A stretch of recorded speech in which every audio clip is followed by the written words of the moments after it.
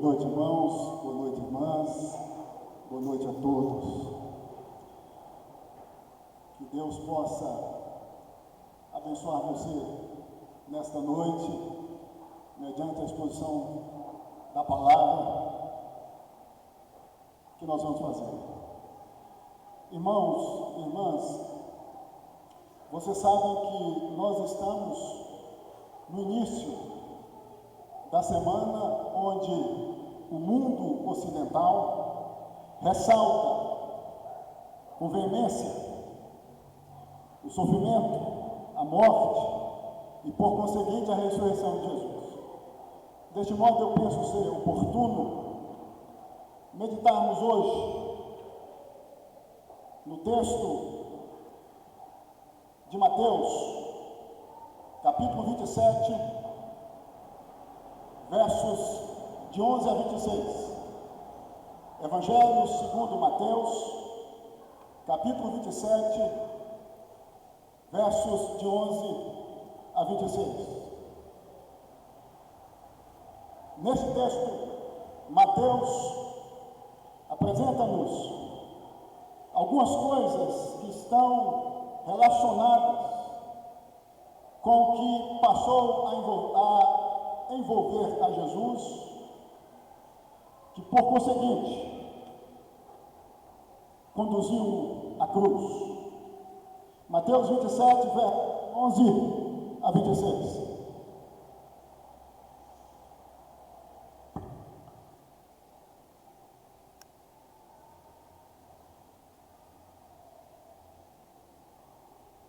Jesus perante Pilatos, assim diz a palavra santa de Deus.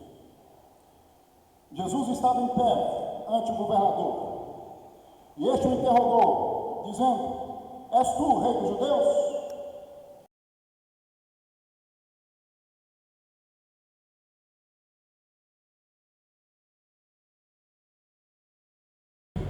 Então lhe perguntou Pilatos: não ouves quantas acusações te fazem? Jesus não respondeu nenhuma palavra. Vindo com isso, admirar-se grandemente o governador. Ora, por ocasião da festa, costumava o governador soltar ao povo dos presos, conforme eles quisessem. Naquela ocasião, tinha eles um preso muito conhecido chamado Barrabás. Estando, pois, o povo reunido, perguntou-lhes Pilatos: a quem quereis que eu vos solte, a Barrabás ou a Jesus chamado Cristo? Porque sabia que, por inveja, o tinham entregado.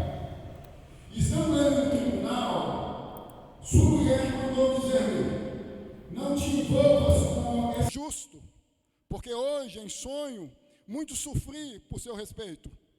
Mas os principais sacerdotes e os anciãos persuadiram o povo a que pedisse Barrabás e fizesse morrer Jesus. De novo, perguntou-lhes o governador: qual dos dois quereis que eu vos solte? Responderam eles: Barrabás. Replicou-lhes Pilatos: que farei então de Jesus chamado Cristo? Seja crucificado. Responderam todos. Que mal fez ele? Perguntou Pilatos. Porém, cada vez clamavam mais: seja crucificado. Vendo Pilatos que nada conseguia, antes, pelo contrário, aumentava o tumulto, mandando vir água, lavou as mãos perante o povo, dizendo: estou inocente do sangue deste justo, fique o caso convosco. E o povo todo respondeu: caia sobre nós o seu sangue, sobre nossos filhos. Então Pilatos lhe soltou Barrabás, e após haver açoitado a Jesus, entregou-o para ser crucificado. O tema que eu desejo partilhar com vocês, a partir de então, é as peças do tribunal de Pilatos contra Jesus. As peças do tribunal de Pilatos contra Jesus. Deus amado, neste momento nós nos colocamos diante do Senhor, unicamente com o propósito de ouvirmos a Tua voz. Deste modo, meu Deus, que tu venhas usar-me, ó Espírito Santo, que a minha boca seja a tua boca, que tu venhas usar-me com a finalidade de fazer com que quem está aqui seja edificado, seja edificada por meio desta palavra. Deus amado, Deus santo, que tu possas, em o nome de Jesus, usar-me. Ó Deus, assim pedimos, em o nome de Jesus, nosso Deus Redentor. Amém. As peças do tribunal de Pilatos contra Jesus. Meus irmãos e minhas irmãs, vocês sabem que a cena exposta por Mateus, no capítulo 27, dos versos de 11 a 26, de Jesus diante de Pilatos e do resto dos seus algozes, dos seus inimigos, sucede o que Spurgeon, o afamado pastor batista do século XIX, chamou de marchas da agonia, de marchas do sofrimento, de marchas da dor que passou a envolver a Jesus até a sua crucificação. Surge aqui uma pergunta: quais são essas marchas? Quais são essas marchas da agonia? Presta atenção. Em primeiro lugar, a primeira marcha da agonia em que Jesus foi submetido foi do jardim do Getsêmani à casa de Caifás, onde se instalou o tribunal religioso dos judeus, o Sinédrio, como aponta Mateus, capítulo 26, dos versos de 36 a 57. Primeiro ato, que descortina uma existência que passa a envolver Jesus trágica, marcada pela dor, pelo sofrimento. Foi quando Jesus foi pego no jardim do Getsêmani pelos soldados do Sinédrio. Vocês conhecem o fato? Judas havia se juntado com Caifás, sumo sacerdote à época, com a finalidade de fazer com que Jesus fosse identificado ante os soldados do Sinédrio. E assim Judas fez. Lá no Getsêmani, Judas dá em Jesus o que eu chamo de beijo da morte, com a finalidade de identificar Jesus. Por conseguinte, Jesus é pego pelos soldados, e do Getsêmani, que fica ao pé do Monte das Oliveiras, no Vale de Cedron, é conduzido ao Sinédrio, o tribunal dos judeus, composto por 70 juízes judeus, chefiado por Caifás, sumo sacerdote, com a única finalidade, acusar a Jesus, com a única finalidade, fazer com que, a partir desta acusação, Jesus fosse visto como um impostor, como um traidor. A pergunta que surge é: qual acusação foi promovida contra Jesus no Sinédrio? Qual a acusação? A acusação de que Jesus estava subvertendo a religião judaica. E para isso, os juízes judeus, principalmente Caifás, buscou testemunhos falsos ou depoimentos falsos contra Jesus, como aponta Mateus 26, verso 60. Se não, notem comigo aí, verso 60 do capítulo 26, diz o seguinte: e então acharam, apesar de terem apresentado muitas testemunhas falsas. Havia uma conspiração que, por detrás da mesma, existia uma estratégia: jogar Jesus contra o sistema religioso, judaico e político romano, com a única finalidade: sentenciar Jesus à morte, como aponta o verso 66 do capítulo 26. Caifás já tinha maestrado tudo, já tinha organizado tudo. Então esta é a primeira marcha da agonia que Jesus é submetido. A segunda marcha da agonia em que Jesus foi submetido foi da casa de Caifás, sumo sacerdote à época, do Sinédrio, onde foi instalado o tribunal dos judeus, o Sinédrio, ao tribunal de Pilatos, como aponta o capítulo 27, versos 1 e 2. Jesus então sai do Sinédrio, a trancos e barrancos, submetido a maus tratos, e é conduzido até o tribunal de Pilatos.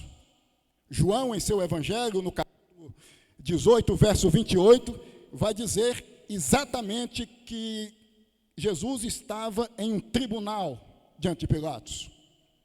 A terceira marcha da agonia em que Jesus foi submetido foi do tribunal de Pilatos ao tribunal de Herodes, como aponta Lucas, capítulo 23, versículo 7. Jesus virou uma espécie de bola de ping-pong nas mãos dos judeus, pois conduziam Jesus de lá para cá, e a finalidade, como disse, era fazer com que Jesus fosse sentenciado, condenado à morte.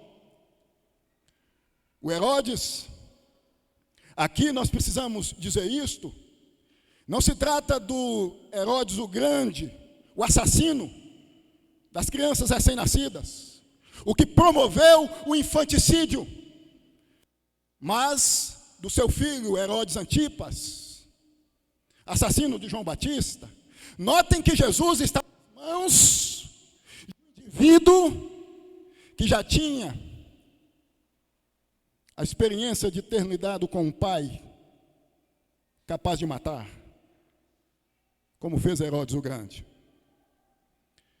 A quarta marcha da agonia em que Jesus foi submetido foi a volta ao tribunal de Pilatos.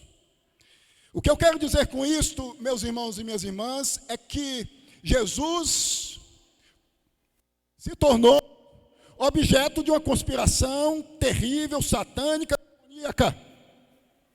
Ficou nas mãos de homens ímpios, impiedosos, caminhadas e caminhadas com a única finalidade: expor Jesus a uma sentença, a uma condenação de morte. O nosso tema é as peças do tribunal de Pilatos. Surge aqui uma pergunta: quais são essas peças? De acordo com os versos de 11 a 36 do capítulo 27 de Mateus. É preciso que nós venhamos a entender que Mateus faz questão de dizer que Jesus, diante de Pilatos, está em um tribunal. O verso 19 destaca isto: e estando Jesus no tribunal. Quais são as peças deste tribunal? Quais são as peças desse tribunal? Presta atenção. Em primeiro lugar, primeira peça do tribunal de Pilatos contra Jesus foi do juízo da acusação. Versos 11 e 12. Do juízo da acusação. O que significa? Significa que antes do julgamento havia por parte de Caifás e dos principais sacerdotes e dos anciãos judeus a intenção de fazer com que a acusação fosse admitida no tribunal.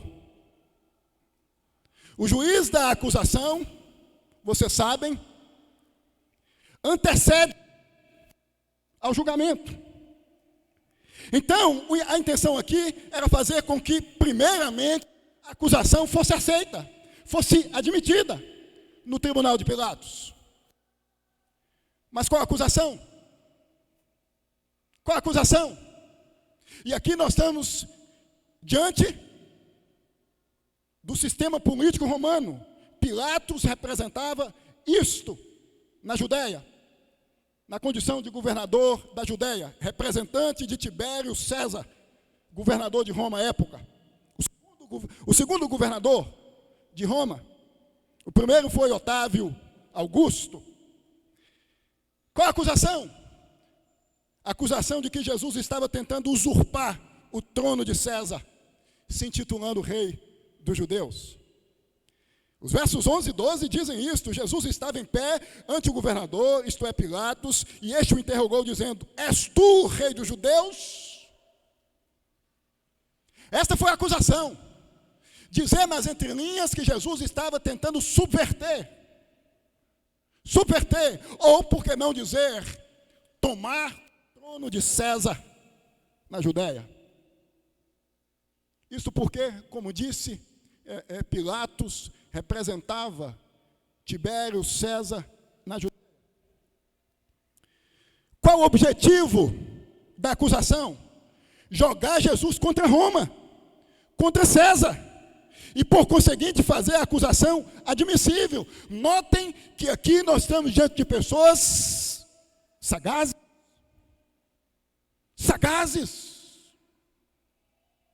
Havia por detrás de tudo isto uma ação que havia sido submetida a avaliações, com a única finalidade, fazer com que a acusação fosse aceita. O que é que nós aprendemos com isto? Nós aprendemos, meus irmãos, que nós temos que ter cuidado com os argumentos sofísticos, enganosos, que pegam frases fora do contexto com a finalidade de condenar as pessoas. Vocês sabem que existem pessoas que vivem tentando pegar o que a gente diz e, às vezes, sem o compromisso de analisar o contexto, com relação ao que nós destacamos, dizemos, com a única finalidade: nos manchar. Nós vivemos na época das redes sociais, das fake news, das notícias falsas, palavras tiradas de contexto, frases tiradas de contexto com a finalidade de acusar, de manchar pessoas. Esse é o papel de gente que não tem compromisso com a verdade. Esse é o papel de gente que não tem compromisso com a veracidade dos fatos. Esse é o papel de gente que está vinculada, amarrada, juntada com Satanás. Nós precisamos analisar o que se diz a partir do contexto. Segunda peça do tribunal de Pilatos contra Jesus, subsequente ao juízo da acusação, foi o silêncio cheio de dignidade em face da injustiça. Em outras palavras, foi o silêncio de Jesus. A acusação chega, diz os versos 11 e 12, e nos versos 13 e 14, Jesus, a acusação, não diz nada. É o que dizem aí os versos 13 e 14. Então, me perguntou Pilatos: não ouves quantas acusações te fazem? Estão dizendo que você tem o propósito de tirar César do trono, de me destituir do trono da Judéia. Você não está ouvindo a gravidade dessas acusações? Verso 14. Jesus não respondeu nenhuma palavra, vindo com isto admirar-se grandemente o governador. Jesus não estava pronto a defender-se. E aqui uma coisa muito curiosa: por que Jesus se manteve quieto? Porque existia uma profecia veterotestamentária acerca do Messias, que dizia que ante as acusações que viriam contra o Messias, este não haveria de abrir a sua boca. Isso está lá em Isaías 53, versículo 7. Jesus aqui está sem abrir a boca, com base na profecia de Isaías 53, versículo 7, dizendo: eu sou o Messias. Porque a meu respeito foi dito que ante as acusações que viriam contra mim, eu não haveria de abrir a boca. É importante nós destacarmos que a admiração de Pilatos não significa conversão. Mas como pode um homem não reagir diante de terríveis acusações? É um espanto, é uma perplexidade. Porque Pilatos não conhecia as profecias. Caifás, o sumo sacerdote, Anás, o sumo sacerdote aposentado, em disponibilidades, sabiam de tudo, mas a intenção não era viver de acordo com as profecias, de acordo com a palavra de Deus. A intenção era viver de acordo com os seus intentos, de acordo com a comodidade da época, que o poderio, que o cargo de sumo sacerdote proporcionava. Vocês sabem que Caifás fez do templo de Jerusalém um comércio, um balcão de negócios. Jesus representava socialmente, religiosamente, alguém que viria quebrar as pernas desse sistema lucrativo. Mas Jesus, ao manter-se quieto, sabia exatamente o que estava comunicando. O que é que nós aprendemos aqui? Nós aprendemos que o silêncio de Jesus pode ser traduzido na vida dos seus discípulos como pagar o mal com o bem, externar mãos bondosas às mãos maldosas. Às vezes, meus irmãos, nós estamos já prontos a respondermos quando surgem acusações contra nós, a batermos boca, a discutirmos, a travarmos uma guerra. Jesus nos ensina aqui a nos mantermos, trazendo para a nossa realidade, diante dos nossos algozes, diante de quem nos acusa, silentes, quietos, confiando-nos unicamente na ação de Deus. Porque é Deus que cuida de nós. É Deus que cuida de nós. Eu sei que não é fácil. Eu sei que não é fácil. Tanto para você quanto para mim. Afinal de contas, nós somos descendentes de Adão. Mas nós temos que seguir o nosso mestre. Isto é Jesus. Talvez você não tenha conseguido lidar com quem te acusa. Talvez você não tenha conseguido lidar com os algozes, os inimigos que surgem em seu caminho contra você. E você se arma com, metaforicamente falando, facas, com espadas, com armas em punho. A sua boca se transforma em uma metralhadora. Porque a finalidade é pagar o mal com o mal. Terceira peça do tribunal de Pilatos contra Jesus foi a certeza de Pilatos do real motivo do juízo da acusação. O verso 18 diz o seguinte: porque sabia Pilatos que por inveja o tinham entregado. Caifás, os principais sacerdotes e os anciãos estavam acusando Jesus porque tinham inveja de Jesus. Jesus havia promovido um rebuliço na Palestina. Multidões o seguiam. Gente de todo tipo havia se tornado a celebridade da Palestina. Os holofotes não estavam sobre o sinédrio, os holofotes estavam sobre Jesus. Era a personalidade mais desejada, mais buscada à época. E nasceu então uma inveja. Uma inveja. E diz o texto que Pilatos sabia exatamente do que subjazia, do que estava por detrás de toda essa trama. Inveja. O que nós aprendemos com isto? Com relação a nós aprendemos que muitas vezes pessoas se insurgem contra nós por inveja. Inveja. Inveja dos nossos dons. Inveja do que temos, do que possuímos, do que ganhamos de Deus. E aí a gente começa a entrar em uma crise existencial enorme, porque a tendência é nos culparmos. É preciso entender que muitas vezes as acusações que surgem diante de nós têm a ver com coração invejoso. Coração invejoso, gente invejosa, que tenta manchar, que tenta macular, e isso porque te vê como uma pessoa melhor. E às vezes incomoda. E aí a gente tem que manchar, tem que queimar. Quem faz isto não tem a ver com Jesus, tem a ver com Caifás. E Caifás tem a ver com o diabo. E não com Deus. A quarta peça no tribunal de Pilatos contra Jesus foi a válvula de escape, o costume da festa da Páscoa. Verso 15. Vejam aí o que diz o verso 15. Por ocasião da festa da Páscoa, costumava o governador soltar ao povo um dos presos conforme eles quisessem. O governador se encontrou numa espécie de saia justa. O que eu vou fazer? Eu já sei o que está por detrás de tudo isso. Eu já sei que esse chamado Jesus não tem culpa nenhuma.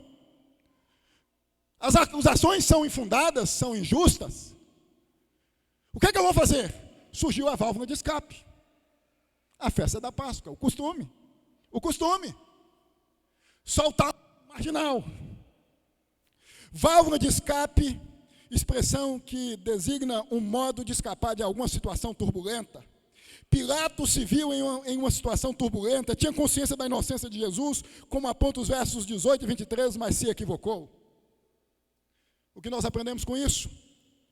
Aprendemos, meus irmãos, minhas irmãs, que existem pessoas que se certificam que Jesus, de fato, é o Salvador, o caminho, a verdade e a vida, mas se esquivam de um compromisso autêntico com Jesus. Existem pessoas que, a exemplo de Pilatos, entendem que Jesus é justo, que Jesus é santo, que Jesus é de fato a porta da salvação, é o caminho, a verdade e a vida, mas por não desejarem assumir um compromisso público com Jesus, arrumam uma justificativa. Hoje eu não vou batizar, hoje eu não vou assumir compromisso com a igreja, hoje eu não vou me dedicar a nada relacionado à igreja. Porque eu estou doente, porque eu não tenho capacidade intelectual, porque eu sou limitado e limitada. Foi o que Pilatos fez, uma válvula de escape. Eu tenho que conseguir uma caverna aqui, uma saída aqui, ante esse tumulto, ante essa situação. Quantas vezes nós fazemos isto? Arrumamos desculpas das mais variadas, é o trânsito, é o som, é porque não tem isso, é porque não tem isso na igreja. Esta é a razão de ter mais compromisso, não ser mais frequente, mais assíduo ou assídua nos cultos. Válvulas de escape, síndrome de Pilatos. A quinta peça, no tribunal de Pilatos, contra Jesus foi Barrabás, a opção errada. Versos 17, 20 e 21. Barrabás, a opção errada. Pilatos optou por Barrabás. Jesus ou Barrabás? Desdobrou-se anos depois, especificamente do ano 64 ao ano 312.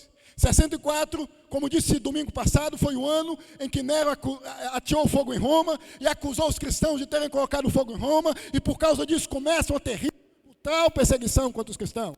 312 foi um ano em que Constantino promulga o Edito de Milão, oficializando o cristianismo com a religião oficial de Roma. De 64 a 312, perseguição, perseguição, perseguição. Jesus ou César? Jesus ou Barrabás? A multidão optou por Barrabás. Durante esses anos, o que ecoava havia sido Jesus ou César? Jesus ou Roma? Jesus, morte. Jesus, morte e perseguição. César, bonança.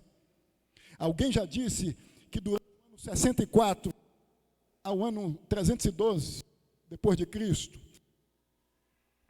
a igreja passou a ter de fato cristãos autênticos, genuínos. A igreja foi purificada, porque quem não era de fato Jesus ia optar por Barrabás, por César. Hoje a pergunta que eu faço a você: qual a sua opção? Quando alguém te pergunta Jesus ou o mundo?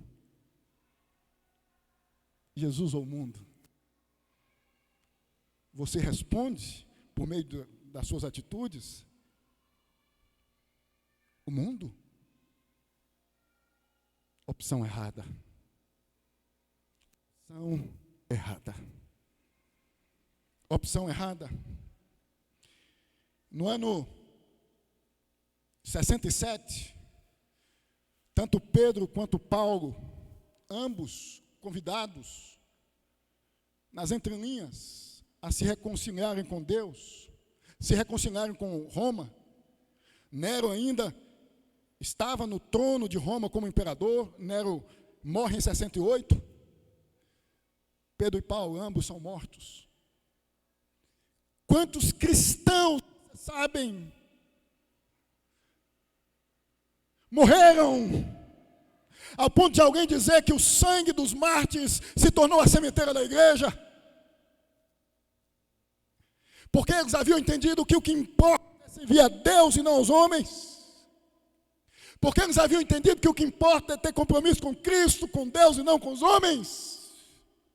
A sexta peça no tribunal de Pilatos não foi contra Jesus, mas a favor, que foi a revelação de Deus acerca da inocência de Jesus, dada à esposa de Pilatos.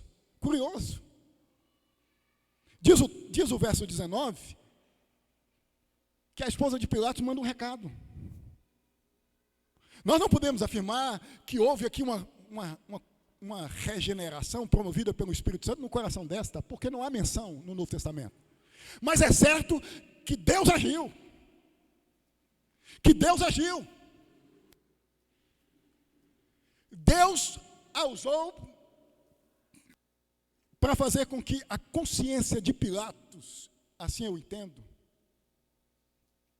não ficasse em momento nenhum apaziguada, porque dentro da sua própria casa havia alguém que havia dito: este que vocês está quase condenando à morte é inocente. Deus faz isto. Deus usa pessoas de estranhas a nós, que não fazem parte do nosso convívio, que não fazem parte do nosso relacionamento, que não fazem parte da nossa história, que não fazem parte da nossa casa, para mandar cartinhas, recadinhos, com a finalidade de nos defender. Então, isto é prova que Deus cuida dos seus, que Deus cuida dos seus servos. A sétima peça do tribunal de Pilatos contra Jesus foi da persistência do juízo da acusação. Caifás, os principais sacerdotes e os anciãos, em ver Jesus sentenciado à morte, diz o verso 20. Mas os principais sacerdotes e os anciãos persuadiram o povo a que pedisse Barrabás e fizesse morrer Jesus. Eles estavam insistindo. Persistência. O inimigo não descansa. O inimigo não descansa. Não descansa. Agindo contra nós, com a propósito de ver a nossa... Ele não descansa. Vejam que aqui eles insistem. Não abrem mão, não arredam o pé. Pilatos tentou, de uma certa forma, fazer com que houvesse ali uma mudança, mas eles não, de maneira nenhuma. Desejamos que este morra. Os algozes de Jesus, Caifás, os principais sacerdotes e os anciões pediram o povo para que o mesmo clamasse pela morte de Jesus, e o povo em uma só voz dizia: crucifica-o, crucifica-o, crucifica-o, crucifica-o, crucifica-o, crucifica-o. Desejamos Barrabás. Mate-o. Irmãos, o que é que nós aprendemos aqui? Nós aprendemos que existem pessoas que se insurgem contra nós, instrumentalizadas por Satanás, com um propósito único de acabar com a nossa vida. O inimigo não descansa. Por isso nós não devemos, em momento nenhum, quando bater em nós o sentimento que nos pede a fazer o mal contra quem nós gostamos, deixar que isso tome conta de nós ao ponto, a ponto de fazer com que venhamos a insistir nisto. Isso é coisa de quem tem parte com o diabo, e não com Deus. A oitava peça, já estamos acabando, a oitava peça do tribunal de Pilatos contra Jesus foi uma multidão manipulada, marionetada. É o que diz os versos 20 e 23. A multidão foi manipulada. Foi manipulada. Um povo que se tornou fantoche nas mãos dos principais líderes do Sinédrio. Eu penso que quando eles ouviram os principais líderes do Sinédrio, a possibilidade de Pilatos promover uma decisão oposta, que eles espalharam pessoas entre a multidão dizendo, morte a Jesus, crucifica-o, crucifica-o, crucifica-o. E a multidão foi manipulada. Quantas pessoas hoje que fazem o que fazem por estarem sendo manipuladas, induzidas a fazer o que fazem? Gente que não tem personalidade. Eu sei que vocês conhecem o boneco João Bobo. Você bate no boneco, o boneco vai e volta. É a ideia da manipulação. Quanta gente, ou quantas pessoas vivem fazendo o que fazem porque são manipuladas, não tem personalidade, não tem identidade. Uma multidão que gritou em alto e bom tom, crucifica-o, crucifica, porque existiam pessoas ali que tinham um propósito, fazer com que Jesus morresse. A nona peça do tribunal de Pilatos contra Jesus foi a indecisão do juiz no tribunal. Pilatos, verso 24. O verso 24 diz que Pilatos ficou indeciso. Ficou indeciso.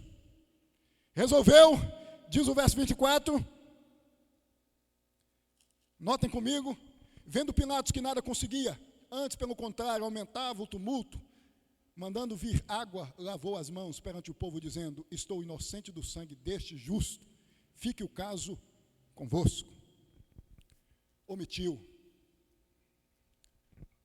Existe o pecado da omissão e o pecado da comissão. Omissão também é pecado. Se omitir é pecado.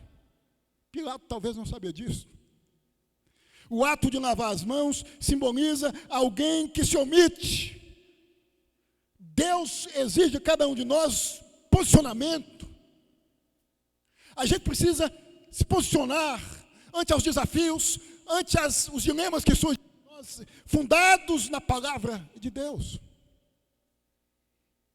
A omissão é pecado.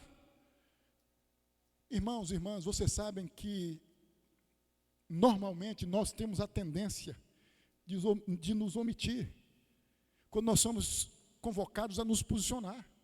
A gente se omite, sabendo que a nossa decisão tem o poder de mudar as coisas. A gente se omite para ficar de bem com quem está envolvida no tumulto, com as pessoas que estão envolvidas no tumulto. Foi o que Pilatos fez. Se omitiu. A indecisão pode levar alguém à morte. A indecisão ou a omissão pode levar alguém à morte, à condenação, como aconteceu com Jesus.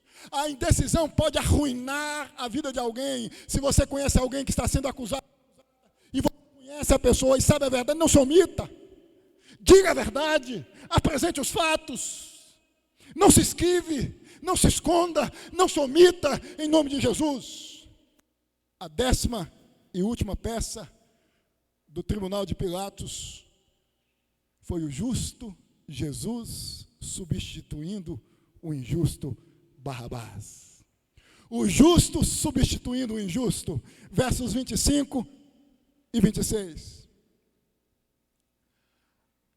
Há uma possibilidade de, segundo algumas literaturas, isso nós não podemos afirmar, de Barrabás ter se convertido em função desse ato. Há filmes que apresentam um Barrabás convertido depois desse ato de Jesus em prol de sua vida. Um justo substituindo o injusto. Ei, você foi um Barrabás. eu fui um Barrabás. Você, eu, nós